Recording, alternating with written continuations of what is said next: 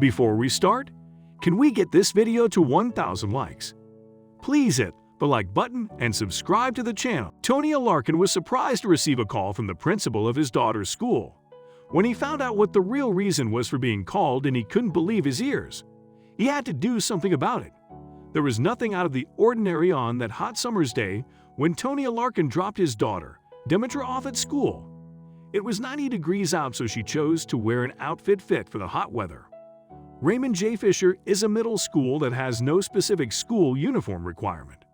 The students are allowed to wear everyday clothes to school. However, they do have some rules regarding what they're allowed to wear and what they're not. Dimitras felt so embarrassed the day when she was singled out in class. She wasn't the first girl to ever be reprimanded in front of the class, but it was mortifying nonetheless. She couldn't understand what all the fuss was about. She had no idea that wearing that blue romper would get her into trouble.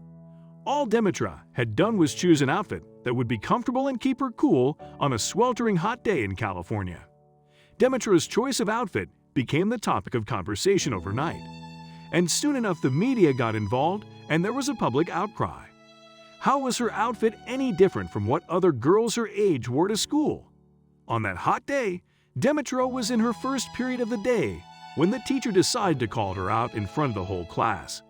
He was the one to point out that her romper was not appropriate attire for school. The teacher decided that she needed to go to the principal's office. Upon taking one glance at Dimitras, the principal called her dad and explained that there had been a situation involving his daughter. There was a call he would later regret. The principal explained to Tony that Dimitras' outfit was inappropriate and he had a choice to make. Tony decided to go along with this and opted to bring Dimitras a change of clothes. He went through her drawers and found what he thought was appropriate. It was a pair of denim shorts and a plain tank top. Once she changed into the new outfit, Dimitras went back to the office where her dad and the administrator were waiting for her. Then the administrator said that the new outfit was still inappropriate. At this stage, Tony was quite agitated. The explanation was that the dress code violation was more about length than modesty. The administrator further explained that the romper and the denim shorts that Dimitras wore didn't pass their fingertip test, but Tony sensed that it wasn't the real reason. Tony was becoming angrier by the minute after hearing the fingertip test story. He'd seen other students in Dimitras' class wearing similar outfits to her when he dropped her off at school that morning. Why was she the only one singled out? The administrator eventually said that the real reason Dimitras was singled out was because of the boys in her class. The administrator immediately regretted saying what she said. Involving the media was Tony's next course of action. He was angry and he wanted the world to know how unfair the school's dress code was and how they humiliated his daughter. Tony appeared on Tade and other local news channels.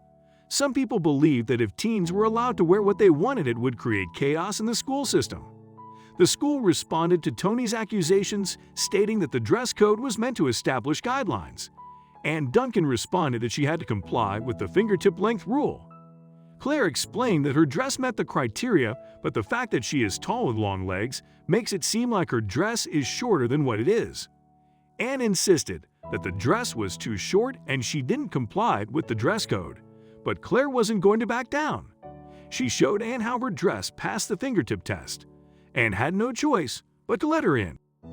As she walked into the prom, Claire noticed that there were other girls whose dresses were shorter than hers. She just had to laugh at the inconsistency. Now it was time to enjoy the dance, but she soon noticed something going on above her head. Claire and her friends noticed that there was an unusual number of chaperones compared to previous years. Among these were some dads gawking down at the girls from the balcony. The girls felt very uneasy at the sight of these dads staring. Understandably so, the girls felt very uncomfortable. They felt somewhat intimidated by the number of parents that were there to watch their every move for 5 hours. They felt like the chaperones were basically there to watch girls in short dresses and heels dancing around. Before long, Anne stormed towards Claire to single her out again. She escorted Claire off the dancing floor and told her that some dad chaperones were complaining that she was dancing too provocatively and it would cause the boys to have impure thoughts. When Emma Stein was a freshman at Evanston Township High School, she was cited for violating her school's dress code. She was told her dress was too short and was forced to wear sweatpants for the rest of the day. She knew that her school's antiquated dress code needed to be changed. Although Stein did not receive any punishment for breaking the dress code, she still felt negatively impacted by the situation.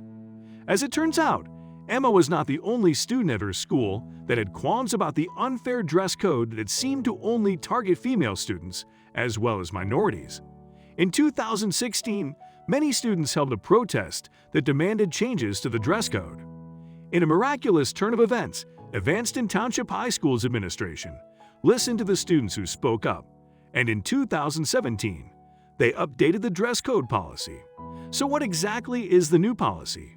The new dress code for Evanston Township High School was introduced in 2017 and many changes were put into place.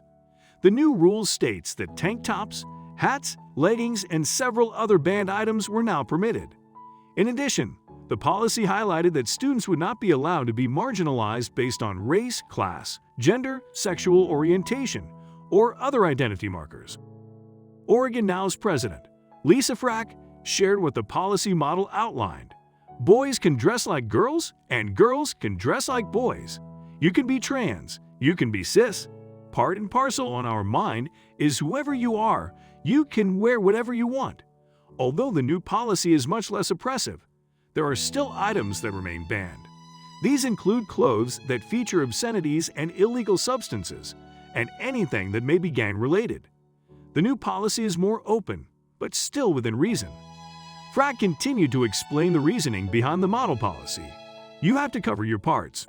However, now students have more freedom to choose how to do so while also being able to express themselves. Emma Stein's high school, Evanston Township High, was one of the early adopted of Oregon Now's model policy. After the massive protest the students held, the school's principal Campbell decided to do some research and he found Now's policy. After the superintendent signed off on the policy, it was officially put into place. While there are still many schools that have an outdated dress code policy in place, it seems as though there is a trend in a more open-minded direction. More and more school administrators are taking the time to research fair alternatives, and change is slowly trickling into the school systems around the country. The whole point of students attending school is to learn, but these sort of situations can unfortunately overshadow the real purpose of students being at school. Hopefully, with these fair changes being implemented, the focus can shift back to our students receiving the best possible education.